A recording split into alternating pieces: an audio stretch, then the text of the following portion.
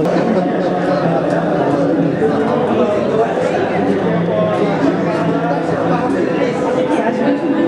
اصلا اللي اعطيك يا ورقه يصير عندك يعني احمد العيسى.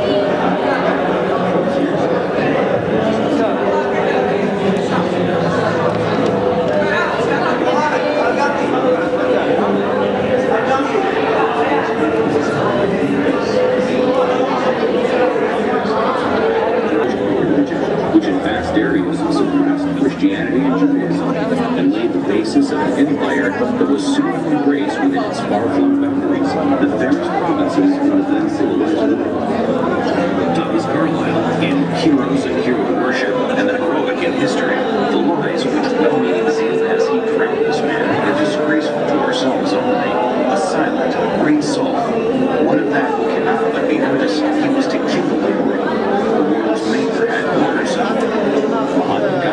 Statement published in Young India, 1924. I wanted to know the best an undisputed sway the hearts of millions of mankind. I became more than ever convinced that it was not a sword that won a place for Islam in those days of the scheme of life. It was the rigid simplicity, the utter self-effacement of the prophet, the scrupulous regard for pledges, his intense devotion to his friends and followers, his intrepidity, his fearlessness, his absolute trust in God and in his own mission. These, and not the sword, carried everything before it, and surmounted every obstacle. Closed with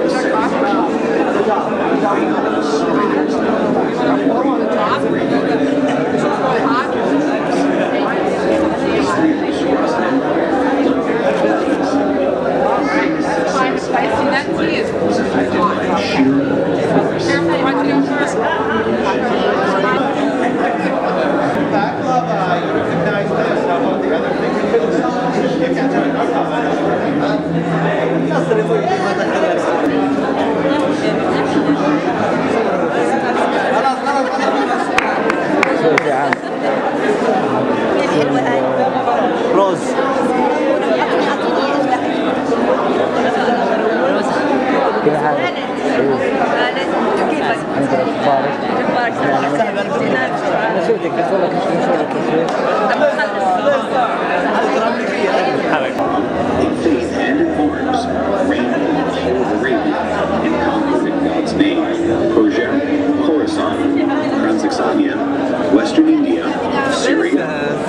Abyssinia, all the known continent of northern Africa, numerous islands of the Mediterranean Sea, Spain, and Portugal.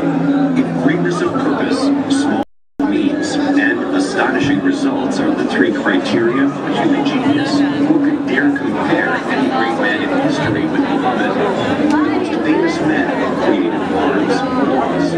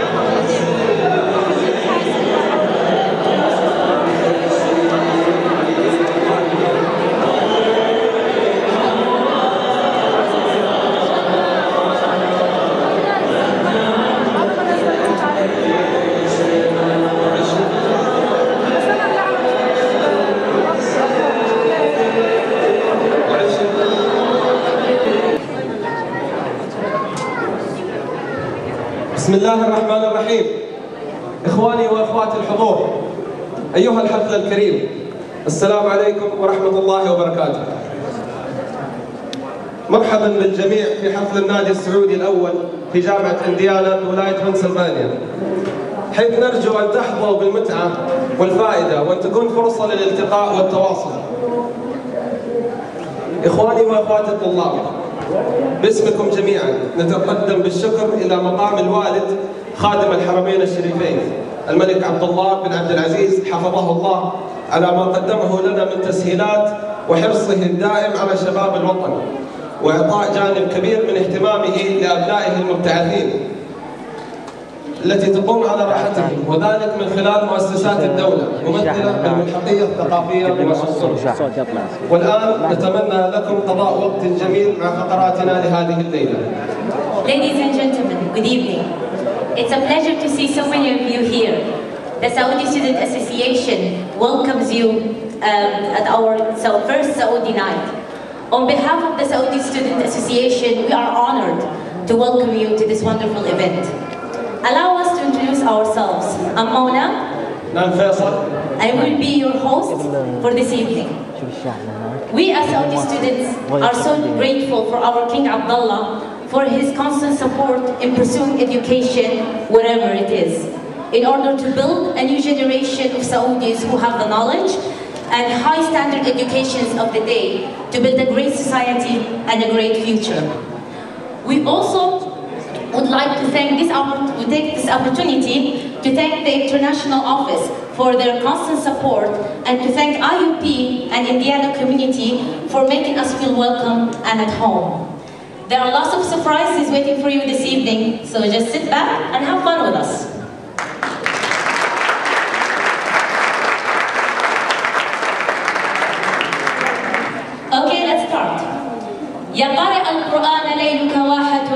والأفق عندك منظر خلاب. اقرأ كتاب الله فهو شريعة من دونها نهر الحياة سراب. خير ما نبدأ به حفلنا آيات عطرة من كتاب الله الكريم يرتلها على مسامعكم طالب الدكتوراه الأستاذ منيع المنيع. We would like to begin our evening with verses from the Holy Quran. Please join me in welcoming the doctoral candidate in the English department, Mr. Munir al-Munir.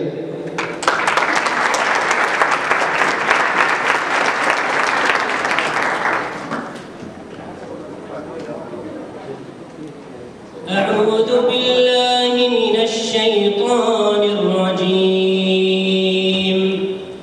يا أيها الذين آمنوا اتقوا الله يا أيها الذين آمنوا اتقوا الله ولتنظر نفس ما قدمت لغد واتقوا الله إن الله خبير بما تعملون. لا يستوي أصحاب النار وأصحاب الجنة. أصحاب الجنة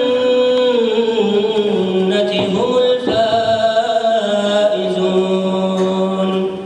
لو أنزلنا هذا القرآن على جبل لرأيته خاشعا متصدعا من خشية الله. وتلك الأمثال نضربها للناس لعلهم يتفكرون. هو الله الذي لا إله إلا هو الملك القدوس السلام المؤمن المهيمن العزيز الجبار المتكبر سبحان الله عما يشركون. هو الله الخالق البارئ المصور له الأسماء الحسنى يسبح له ما في السماوات والأرض وهو العزيز الحكيم.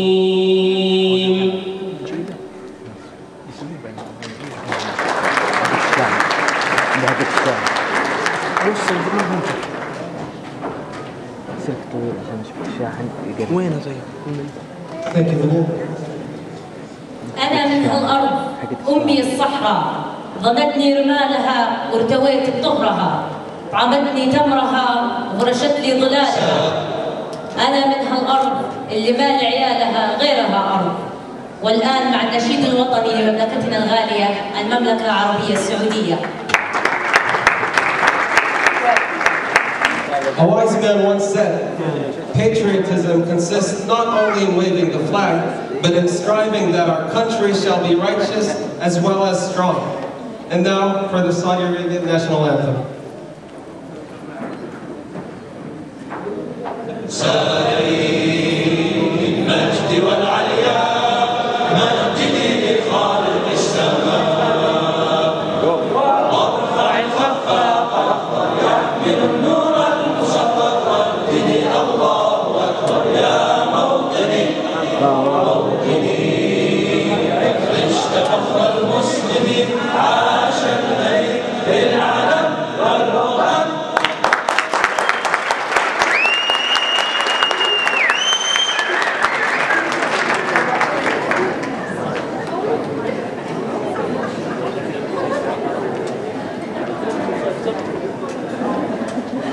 أيها الحفل الكريم، كلمة رئيس الطلبة السعوديين بجامعة انديانا. يسعدنا أن ننتهز هذه الفرصة لنشكره على جهوده المتواصلة واهتمامه بالطلبة وحرصه على التواصل مع الجميع ومساعدتهم بكل ما يستطيع، ونسأل الله أن يجعله في موازين حسناته. فشكرا لطالب الدكتوراه في قسم الإعلام في جامعة انديانا، رئيس النادي السعودي الأستاذ علي العنزي. Effective leadership is not about making speeches or being liked. Leadership is defined by results, not attributes.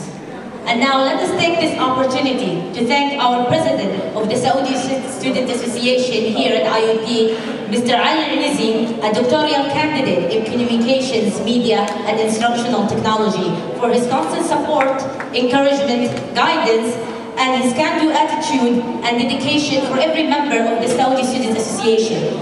Join me in welcoming Mr. Ali Al-Nizi.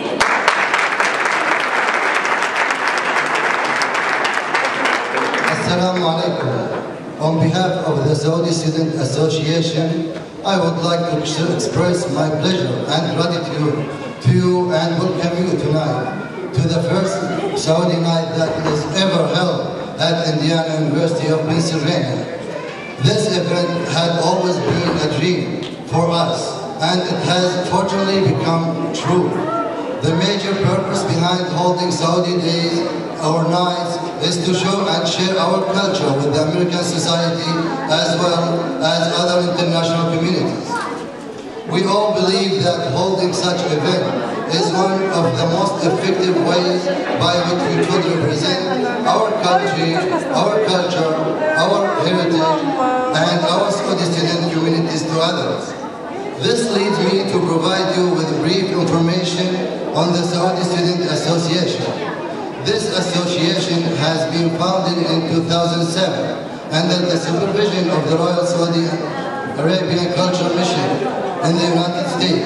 This association shoulders several responsibilities which have made it imperative to achieve a number of goals, such as enhancing effective participation and involvement of Saudi students in IUP's academic and student-oriented activities, providing students with support and consultation to enhance their academic progress, helping newly arrived students to adapt to Indiana and the new academic environment, holding recreation activities to the students and their families such as culture, social, and sport activities, promoting friendship and understanding with the Saudi community and strengthening the bonds with other national and international affiliates within IUP.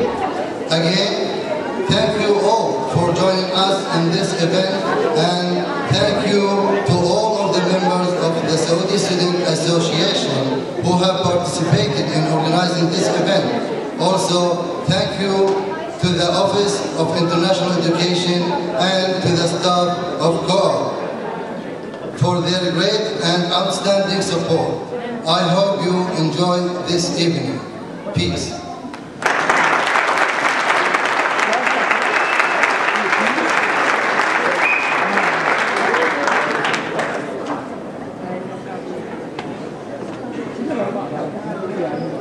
And now, our next guest speaker. He is the son of a U.S. State Department official. He lived in different Middle Eastern countries such as Iran, Lebanon, and Saudi Arabia, and experienced their diverse cultures. He read several biographies of rulers in that region, including the biography of the unifier of the Kingdom of Saudi Arabia, King Abdulaziz bin Saud. Please welcome one of the bright members in the English department, the Composition and Thesis program, Professor Michael Williamson.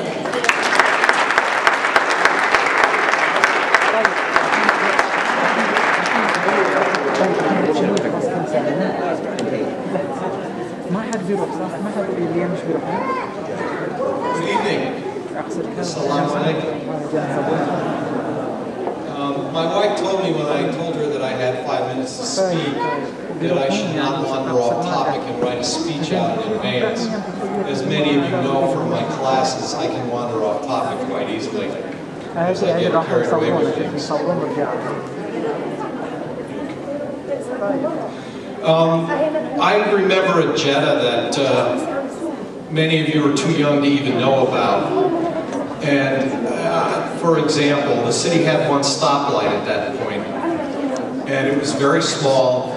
I understand where the U.S. Embassy was at the time I lived there is now the golf course and the ocean beyond land has been extended out into the Red Sea. I could go on for hours about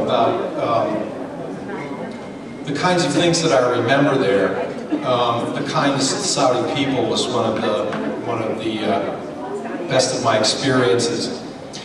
I would have to say that as a teenager, I found Saudi Arabia to be the most interesting country that I lived in a life as a child of a foreign service officer. I think it was reading, someone gave me a biography of King Abdulaziz.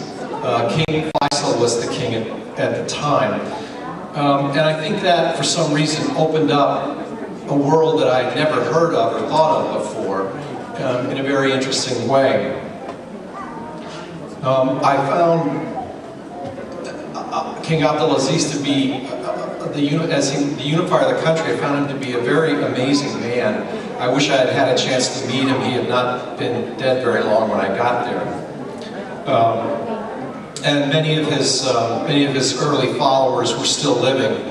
I remember the Aramco people that I went to school with would talk about Bin Jalui, who I gather was one of the king's men when they were unifying the country. I'm going to end by telling you a story that sort of illustrates both the difficulty that I had living there, mostly of my own making, and the kind of foolishness that sometimes foreigners take with them.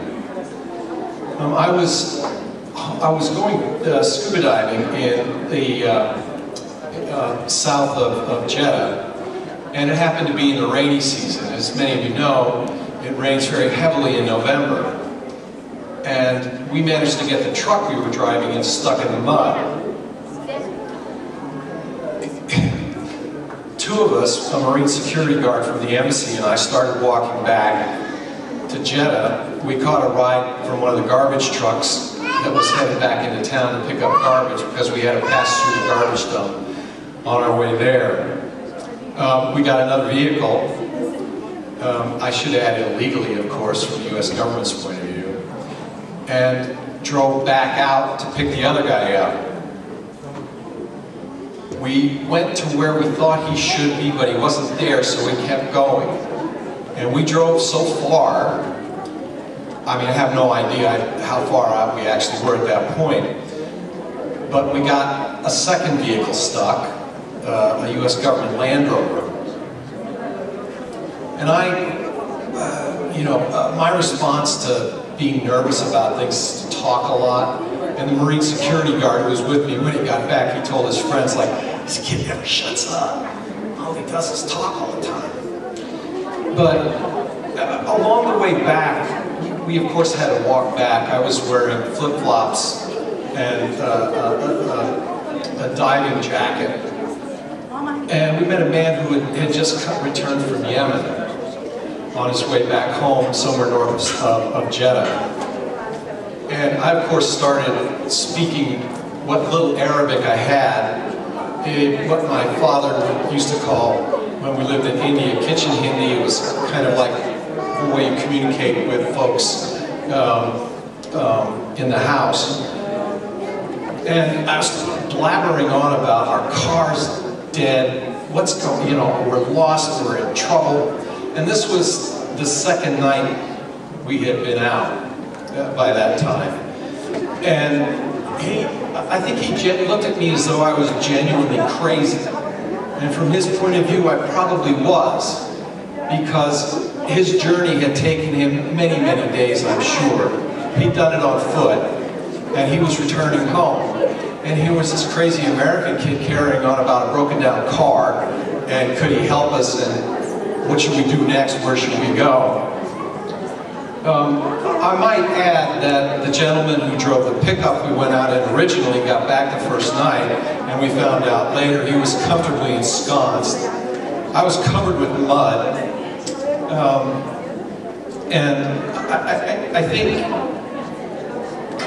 what annoyed me the most was my father had the power, if you will, to send up the small planes to look for us because we were lost for 2 days, and he wouldn't do it. He basically said if the fool got himself lost, he's going to find himself his way back. So I hope you understand that that's a kind of a story of cultural misunderstanding, a story of just stupid bad luck, and a story of actually stealing a U.S. government car, which I didn't understand we were doing at the time, and a father who thought you learn things the hard way. But it was my joy to live in your country. I'm so grateful that you had me here. It's truly my honor to be among you tonight. I hope the party you have here is wonderful. I look forward to all of it. Thank you.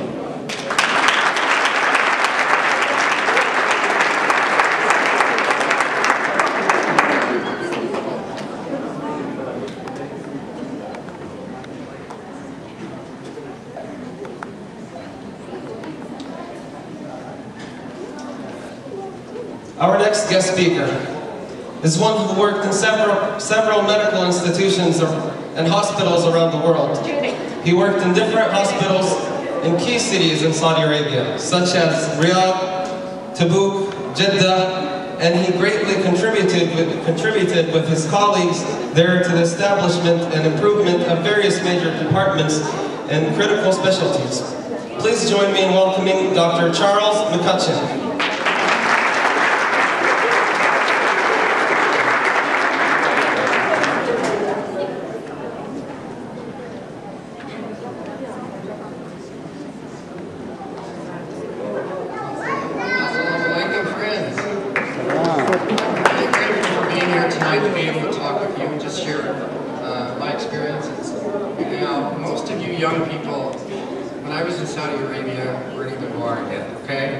I was there in the 80s, early 80s and 90s.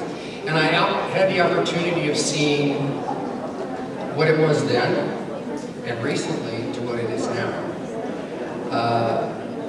When I was a young boy, my father invested in an Encyclopedia Britannica. Does anybody know what those are? Yes, books that you read. And I was mesmerized by the Arabian Nights in Saudi Arabia, and some other places I go. And I was young, and I said, I'm going there. I had no idea that when I was an adult, I would be in these countries. I'm originally from Hawaii.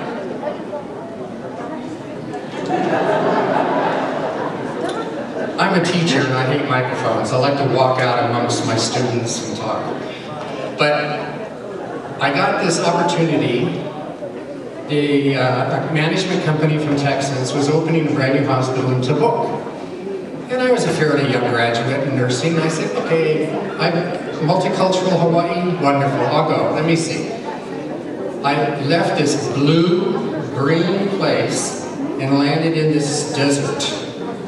And I was in not only cultural shock, I was so stressed about it that I broke out in shingles. Anybody know what that is? Yeah. And then, to make it even worse, they put me in a little house in the desert, alone. And that was my first impression of Saudi Arabia, was nothing but sand and being alone, okay? Well, I healed, and the reason why I was isolated is I was on a military base in Tabuk, the northern area military base.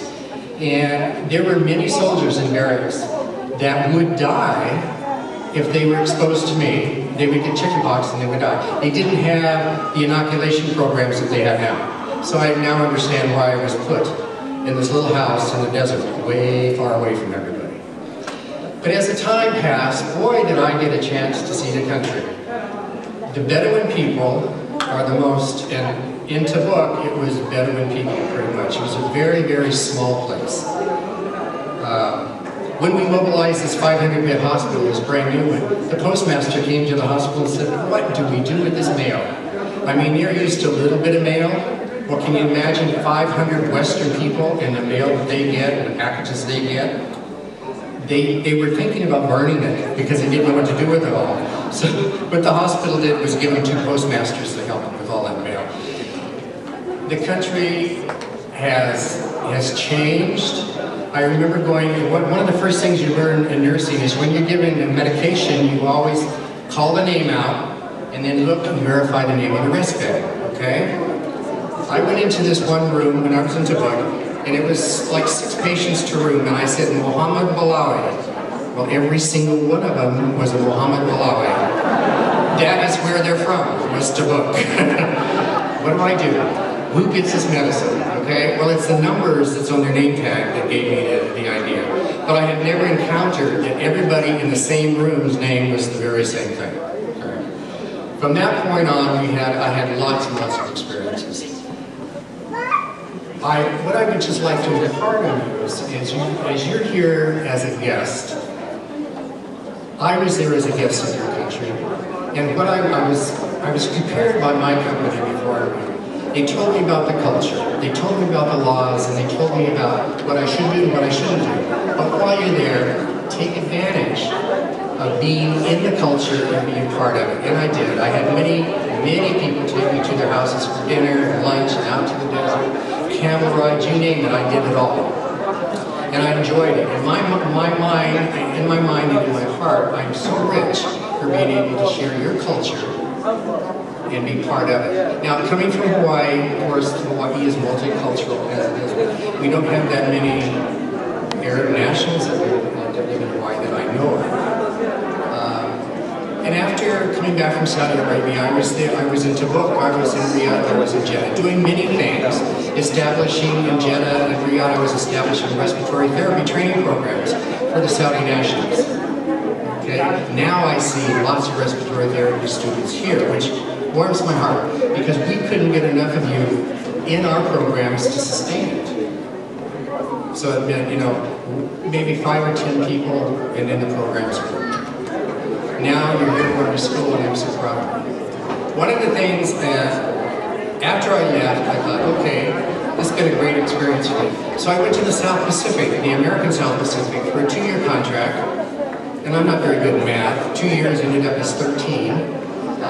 Was teaching nursing, allied health, respiratory therapy at the local college there. And I got a call from a recruiter that wanted to put me in Dubai. And Dubai is, you know, on the Saudi Arabian Peninsula. And I thought, that's a long ways away from here. But I went. And for the last 15 years, I've been in Dubai. And I just retired. I missed you to be over 60 to have a work permit. I still have a lot to give to these young people. They have to change their ideas. At one time, I was working at a hospital in UAE, and what they did is they decided just anybody over 58 are going to be terminated. What they did was they lost all of the senior physicians and nursing and allied health professionals. There was nobody to guide the young graduates. I do agree that we should let the young folks have it, but they still need their mentors. They still need their mentors. The Arabic thought that when you get a certain age, you should just retire and stay home. Well, I'm not like that.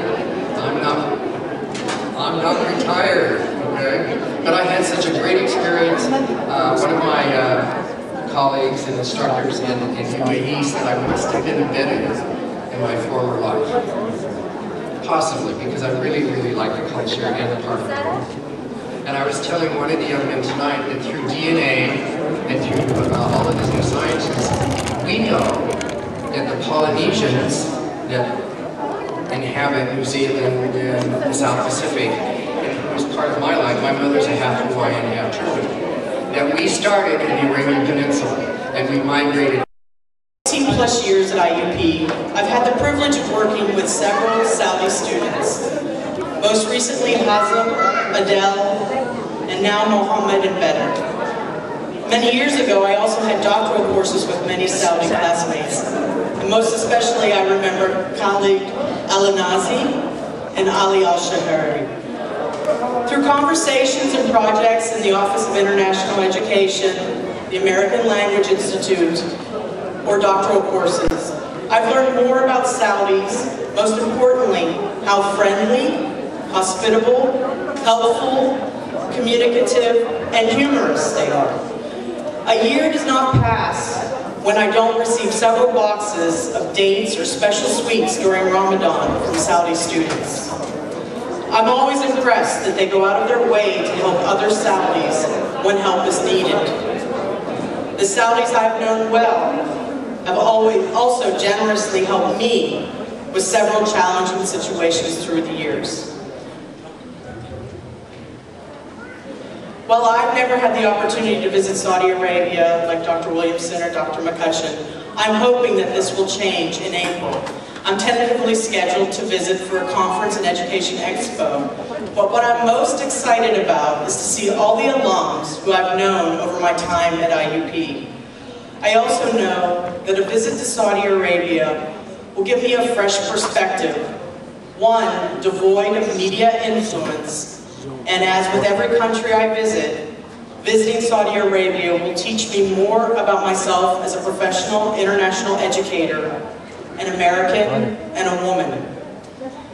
With over 100 students from Saudi Arabia at IUP, plus their families, it's no surprise that Saudis are now the third largest international group in our learning community. Why am I excited about the growing Saudi Arabian presence at IUP? That's my son. I'm sorry, he's looking at me. First, you are all ambassadors for Saudi Arabia. You've heard me say this during orientation or with one-on-one meetings with you. But I just want to reiterate, you educate all the people that you meet as you strive to show the best of your culture and your religion. From your presence in Indiana, people know more about Ramadan, Eid, and the reasons women wear the hijab or abaya. Yes, these are superficial things, but they open the door for more cross-cultural conversations. I'm hopeful that over the course of your time at IUP, these conversations breed tolerance and respect for both Americans and Saudis. We don't have to agree on everything, but these conversations will prove even more valuable than merely receiving a degree from IUP. They strengthen the future for all of our children and bring the world one step closer to deeper understanding. That is why I am excited by our growing Saudi population at IUP, and why I am so pleased that you've taken the time to create a fantastic program this evening. You are grassroots ambassadors, and when you return home, remember that you've touched many people's lives at IUP, including mine, and you will always have a second home in America. Thank you very much.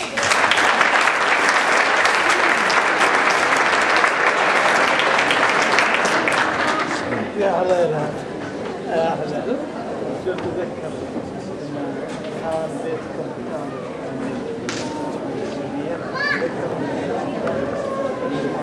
الأغاني والأناشيد ذات أهمية كبيرة للكبار والصغار، لكنها أكثر أهمية للصغار بما فيها من موسيقى وإيقاع وصور تخاطب الوجدان وتثير في النفس الفن والجمال، وتساعد في تكوين الطفل اجتماعيا وتساهم في نموه وتربيته وغرس الصفات والأخلاق الحميدة. والآن مع نشيد لأبطالنا أحباب الله. Ralph Waldo Emerson once said, "We find delight in the beauty and happiness of children that makes the heart too big for the body." Our children, they currently live far away from Saudi Arabia, but insisted to participate in this event and leave a beautiful touch on it. They are the hope of Saudi Arabia, and they say she deserves a compliment from them. Please welcome our hope.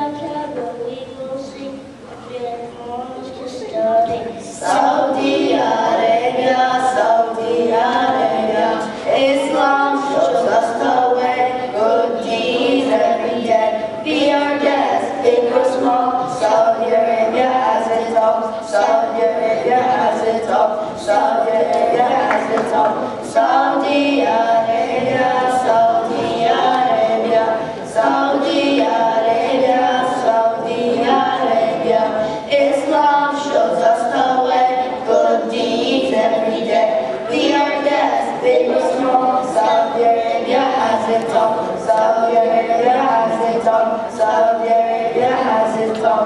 Saudi Arabia, Saudi Arabia, Saudi Arabia, Saudi Arabia.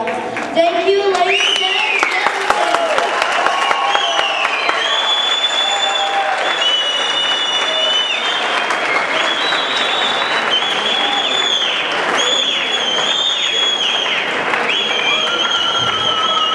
Beautiful.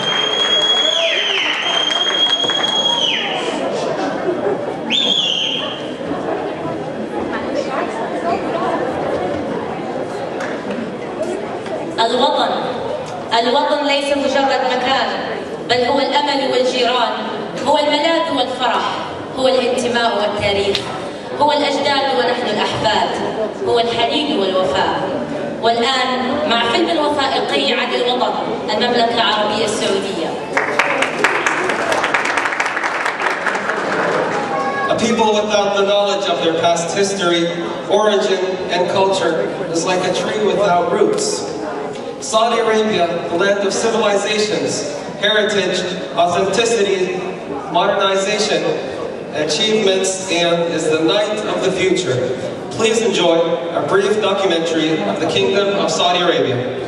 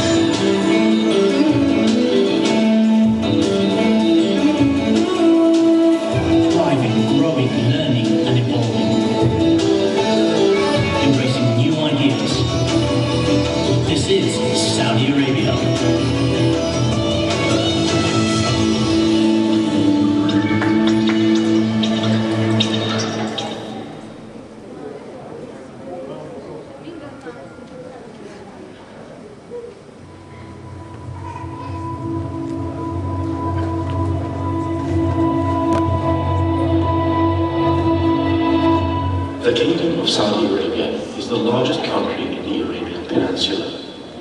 It shares borders with Jordan, Iraq, Kuwait, Qatar, Bahrain, the United Arab Emirates, Oman and Yemen. The Red Sea lies to its west, and the Arabian Gulf lies to the east. Saudi Arabia's geography is diverse, with forests, grasslands, mountain ranges and deserts. The climate varies from region to region. Temperatures can reach over 110 degrees Fahrenheit in the desert in the summer, while in the winter, temperatures in the north and central parts of the country can drop below freezing. Saudi Arabia's population is 27 million, including 8.4 million foreign residents.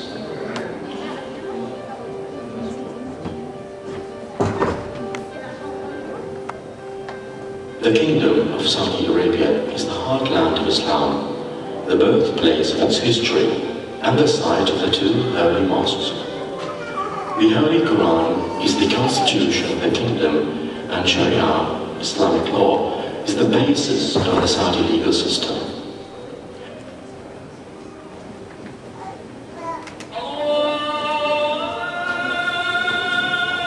Historically, Saudi Arabia has occupied a special place in the Islamic world.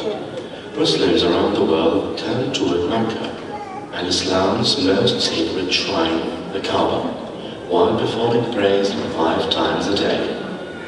One of the 5 pillars of Islam requires every Muslim to perform Hajj, pilgrimage to Mecca, at least once in his or her lifetime, if they are physically and financially able to make the journey to Mecca. Hajj is a remarkable spiritual gathering of over 2 million Muslims from all over the world, and it is the most significant expression of Islamic faith and unity.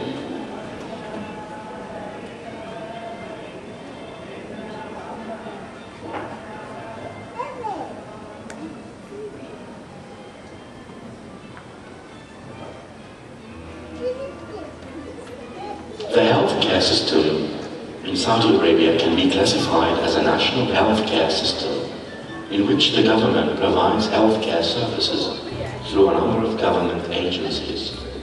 Saudis have access to a national network of thousands of hospitals, clinics and pharmacies, and can obtain virtually any specialized medical treatment or medications they might need in the kingdom for free. Sophisticated surgical procedures, such as open heart surgery and organ transplants, are routinely performed in Saudi hospitals by medical professionals that meet the highest international standards. One area of particular note is the success of separating conjoined twins by Saudi medical teams in a number of National Guard hospitals.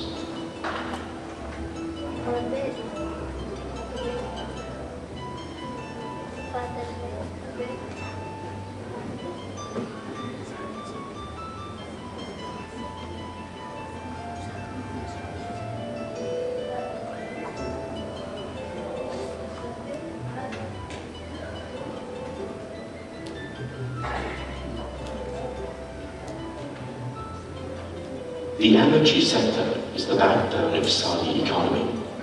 The kingdom has 1/4 of the world's proven oil reserves and is the world's largest producer and exporter of oil. Saudi Arabia plays a unique role in the global energy industry. Its policies on the production and export of oil, natural gas and petroleum products have a major impact on the energy market as well as the global economy.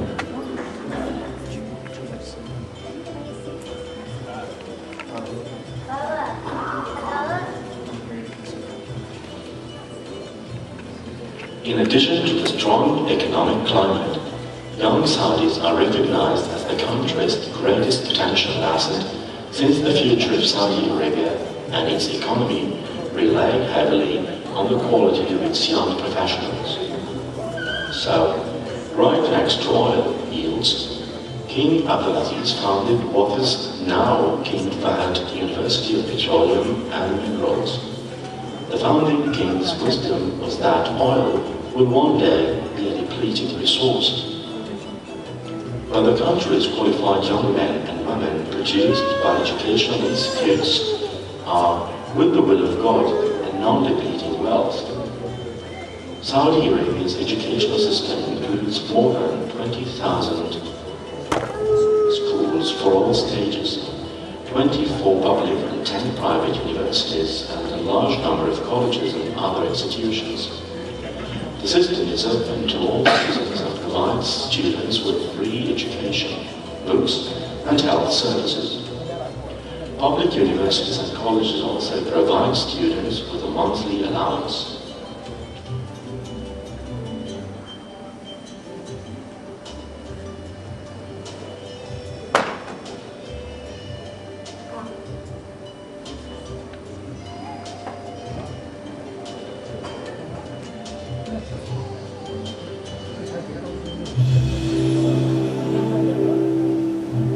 For them to know the world, and for the world to know them. That is the dream King Abdullah of Saudi Arabia dreamed for the young people of his country. In 2005,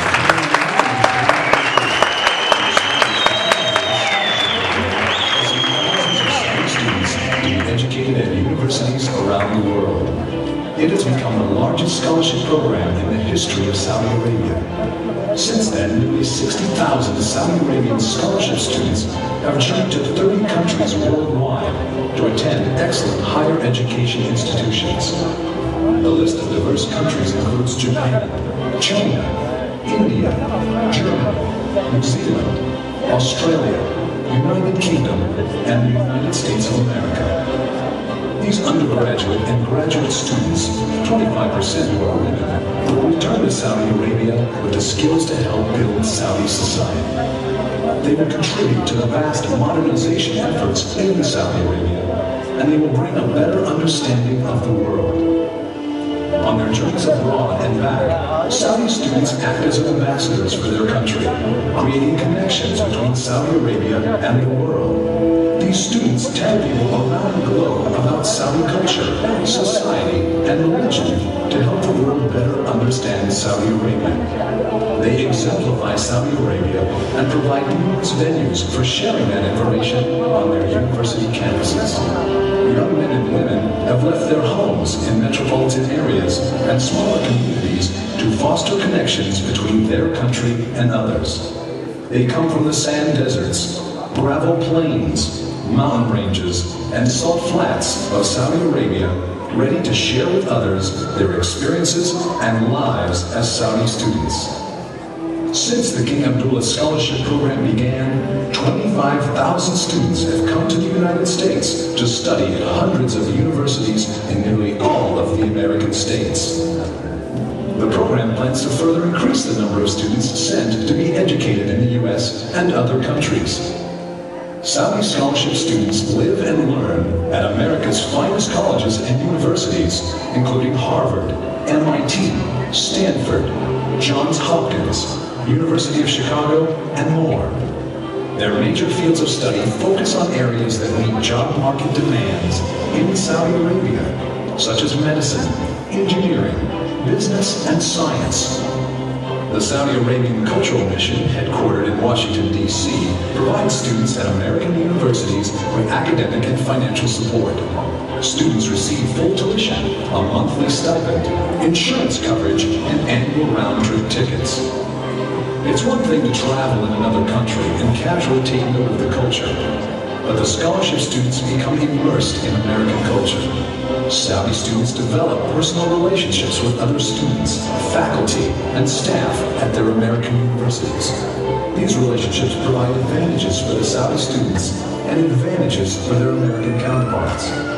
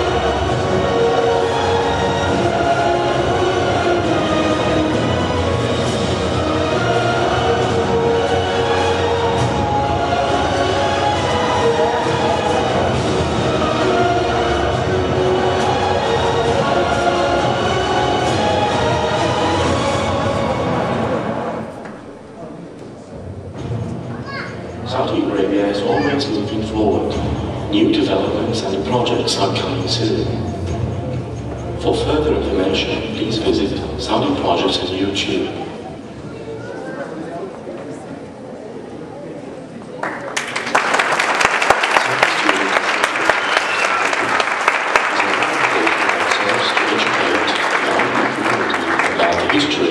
Culture and accomplishments of Saudi Arabia. The association also organizes social, athletic and educational activities and helps familiarizing new-coming Saudi students with a new academic and cultural environment.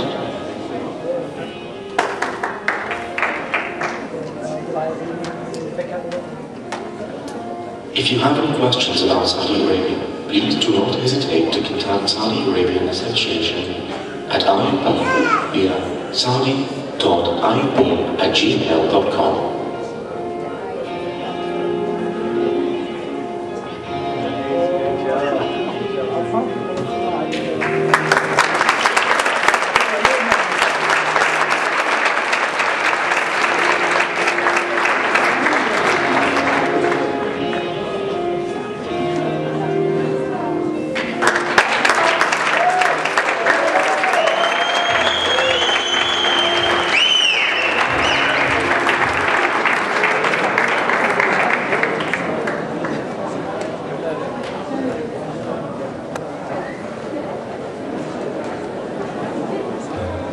والآن ضيوفنا الأحبة ندعوكم لتناول العشاء ونرجع نكمل فقراتنا بعد العشاء إن شاء الله. Orson Welles, an American actor, director, and producer, said once, "Ask not what you can do for your country, ask what's for lunch." Now, the best part of the evening, ladies and gentlemen, we would like to invite you to try and have a taste of our cuisine outside on your right. And please, grab a seat and return here, and we will be back to continue with our dance number.